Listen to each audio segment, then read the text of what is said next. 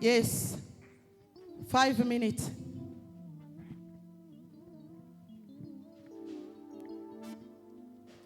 Amen, church.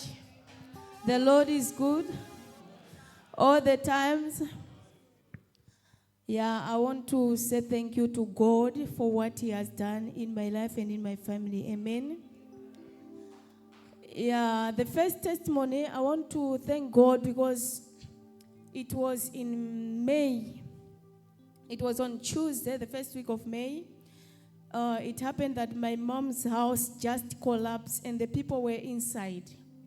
And by the grace of God, nobody died and no one was hurt. So I thank God for that.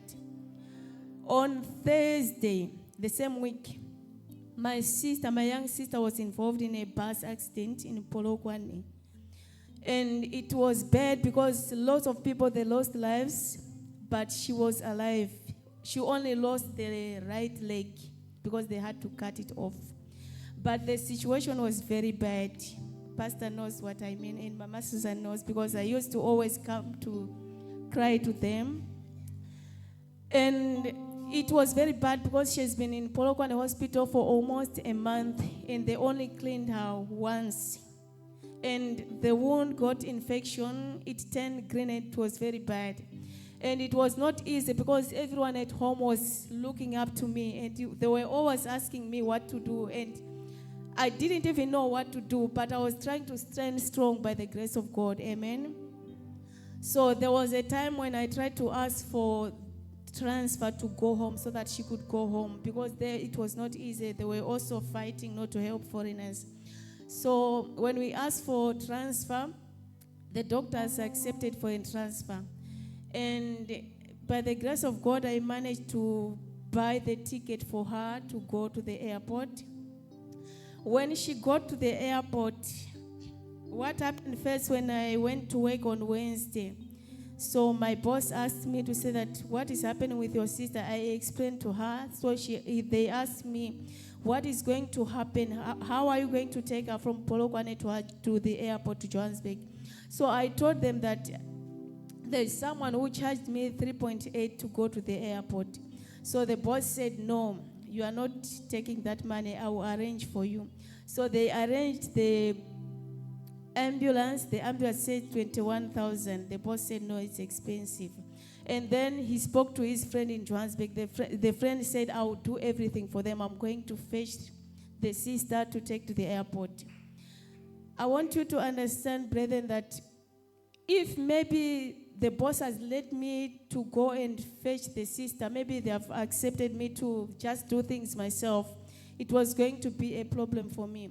Because when my boss's friend went to fetch my sister, the airport, they were supposed to go to the airport at 10:30 to take the plane, and Polokwane is very far. They left early in the morning on Thursday, and they came back afternoon. They went to the friend's house where she slept. There was someone from Zimbabwe who was taking care of her. And when they took her to the airport people, they said, no, we can't take her. We didn't know she's this sick. We can't take her. We cannot accept her in the plane. And you can imagine, we took her from the hospital already. She can't sit. She can't do anything. It was very bad. And I was thinking, what is going to happen when she go home again? We can't take her back to the hospital. She's going to die. And the wound was infected. She was smelling. She was very bad. And when she got to the airport, the driver for my boss's friend was just sending messages to the boss to say that, oh, this is the situation. And I didn't know what was happening. And then the airport people, they said, you need to find someone now and buy another ticket for another person to take her home if you want us to help you. So my boss's friend, he just organized, he sent the money to buy a ticket, and at the same time, there was someone who offered to go with her, which is the grace of God. That was the second day. They had to go back home also. And the third day, they went back to the airport. The same person, my boss's friend, is the one who was taking them for 3 days, which is the grace of God. And all I could receive was a message from my boss to say that, you know, oh, this is what is happening. We will make sure that your sister get back home safe and you are not going to pay anything. So I see the grace of God.